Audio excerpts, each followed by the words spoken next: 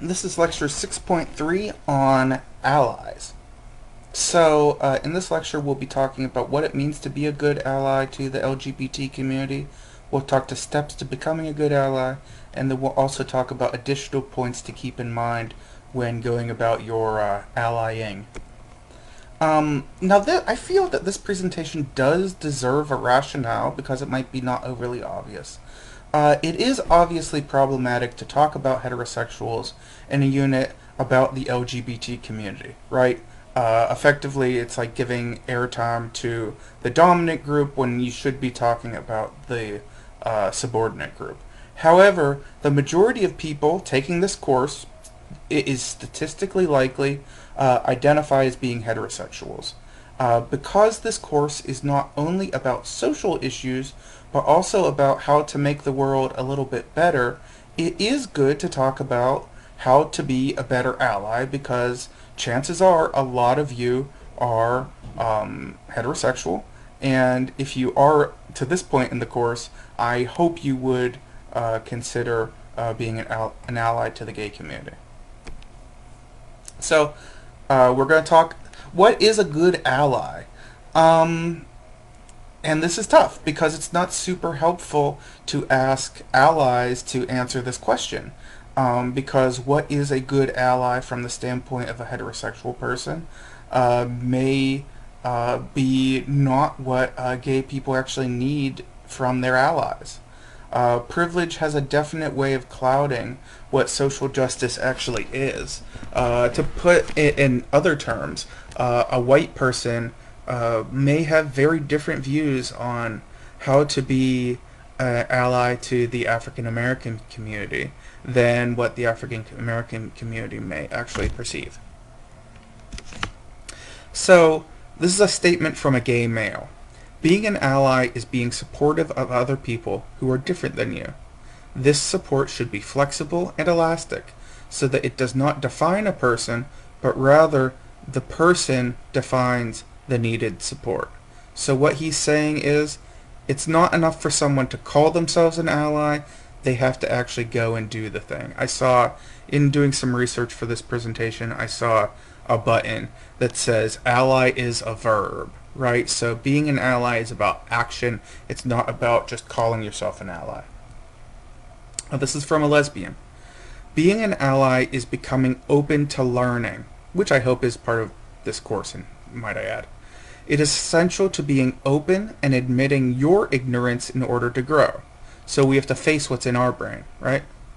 Being an ally also requires commitment. Being an ally requires an examination of our own privilege. In order to be an ally, we have to be able to recognize how our privilege might play a role in oppression of the very group identity we want to be an ally to. Being an ally is using your power or privilege for good, right? So this is asking us to question our own place in the world, and how does our place, how do the things we have maybe cause pain in the LGBT community? Excuse me. It is definitely yeah, again, I sometimes pause in these lectures. That's pretty deep.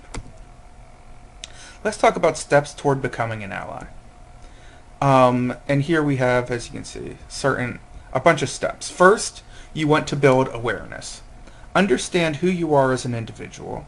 Understand how your privilege impacts the people you want to help. So you need to do some reading if you're not very far along to be a good ally to the LGBT community. You need to, if you haven't already, respectfully attend some workshops or events for the LGBT community. This can be a big hurdle for a lot of straight people because you feel like maybe you're not actually welcome or invited. Chances are you definitely are. If you wonder if you are actually invited to a thing, maybe ask someone that's already going. You want to read about LGBT culture and history and learn about important historical gay people. That would also be helpful. You need to not just build your awareness, but to build your knowledge, right? Which these are similar ideas, but they make different points. You need to learn about the laws, the practices, and structures that oppress LGBT people in our world today, and look at history, sure, but also be aware of what's happening today. And you need to recognize how that oppression is different from your situation, right? And in doing that, you then can understand your privileges a little bit better. You need to develop your communication skills so that you may communicate what you've learned. And this is hard for a lot of people, this kind of communication and engaging. So this step can come a little bit down the road once you really know your stuff about the gay community. After that, you strive to effectively communicate that information that you have learned to others. I'm kind of doing this right now, right? I am telling you about the stuff that I know from about 20 years of being an ally to the gay community, and I'm conveying that to you. Take action then. Use and challenge your position of privilege to advocate for the LGBT community, right? Don't get overly tied to statements like, well, as a straight man, I don't know how I feel about this. Be more about, well, I don't necessarily understand what's happening, so can you tell me more about your situation? Or you can manipulate it to say, well, as an outsider, I think that we need to take these people's concerns seriously. Whatever. It takes some work. But you need to be willing to be self-critical, right? You need to be willing to reassess your situation of privilege now and then. When you learn about a new identity within the LGBT community, so let's say you don't know much about asexual people, or there's a new identity that crops up in the gay community. Learn about it. Don't just brush it off as something that's silly. That's probably very important to many people. And then, as you go along, change your method or change your message if it turns out that what you're saying is ineffective, or if it's harmful to the LGBT community or specific people in the community. If what you're saying doesn't work, don't stick with it. Change it. Here's some additional points to keep in mind. And a lot of these are based on mistakes that people have made about the gay community. You have to earn the title of ally if you consider yourself an ally, because it is presumptuous to just declare yourself to be an ally of the gay community. You do kind of have to prove it, because part of that proving it is overcoming your privilege that, if you're a heterosexual person, that you enjoy.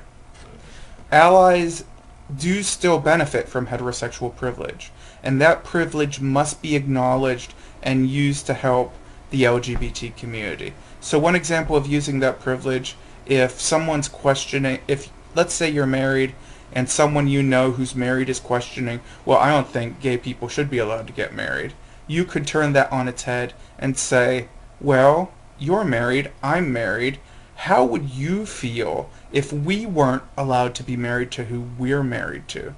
Don't you feel that that would be unfair? Right? That's an example of using that privileged status to call into question the status of others. And there is a certain need to prove that you are an ally, both through your speech and your action, right? I really am coming to embrace that concept of ally is a verb, right? It's about doing. It's not just enough to identify as the thing. You have to do the thing as well. You need to be aware of your own sexual identity. And I think this is probably a lot more important for young people, but it is still, know who you are, right? Be aware of the constituent groups in the gay community. Now, there are some perceptions that certain allies are simply, quote, not out yet, right? Bisexual people also suffered this problem in the past, and they still do to some degree. You need to know who you are, be willing to talk about it, and I've actually had many conversations with people in the gay community that I've just met where I have to say, actually, I'm straight, right? And that changes the conversation a little bit. It challenges some assumptions about what's happening in this conversation, right? But know the very short of it is know who you are, and be sure of yourself, right? And think about it. You should read about the coming out process if you're heterosexual and talk to LGBT people who have experienced it. Understanding these experiences is critical to understanding one of the most critical moments to where an LGBT person could be oppressed, right? That can be, the coming out process can be incredibly traumatic. It can be a prolonged process, and if you don't understand it because you've never had to do it, it is something you need to really get a good hand on before you can fully advocate for those people. You need to be aware of the intersectional identities of people in the LGBT community. We've talked about this whole course, right? So you need to know how those intersections may impact different individuals. Obviously, a gay black man who has a disability, I'm just looking at this Venn diagram, has a different lived experience than a gay white man without a disability, right? Those intersections are important for understanding anyone in our society. And if you don't keep those in mind, then you often miss part of the total picture. You need to be aware that heterosexism, and this is tough, you need to be aware that heterosexism and sexism also exists in the LGBT community. And people within the LGBT community are also capable of being sexist and homophobic, which seems contradictory, and it is contradictory, but there are a lot of men in the gay community who are sexist, right? There are a lot of people who, even if they are queer, they still hold heterosexist ideas in their heads. Oh, that's too gay, or that's not the way you should do that, or they're just remnants of when almost the much of it anyway is remnants of the pre out of the closet time, right? When that person believed in these heterosexist ideas, and maybe there might still be a heterosexist idea floating around in their head. They haven't gotten rid of it yet. The short of it is, and again, this could apply to the whole course too, there are plenty of people in the world who are not morally consistent. I'd say probably most of us are not morally consistent, right? So, just because you're in the gay community doesn't mean you're not capable of being heterosexist. And this is a big one. Be aware of issues of LGBT health and history.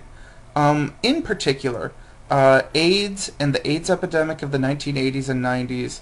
AIDS still is a major issue today in the gay community, but it was a colossal tragedy during the 1980s, where thousands of men died, and women died very, very quickly because of AIDS, because the government wasn't doing anything to intervene. And thousands of people could have been saved if that hadn't happened. If you don't know what I'm talking about, go read up on it right now. I'd say going and reading the Wikipedia page probably would do the job for the moment, but if you didn't know anything about it, I'd suggest going and reading a book on it too. And if you don't know about the AIDS crisis of the 1980s, you probably would have a hard time really talking about these issues with a gay man who lived through that, right? Because that was scary. It was a tragedy. It was incredibly sad. It was a horrifying moment in our history, and it was a moment that not enough of us pay enough attention to. So, on that bummer, we will end the sociology lecture, as we do many sociology lectures, and I will talk to you soon.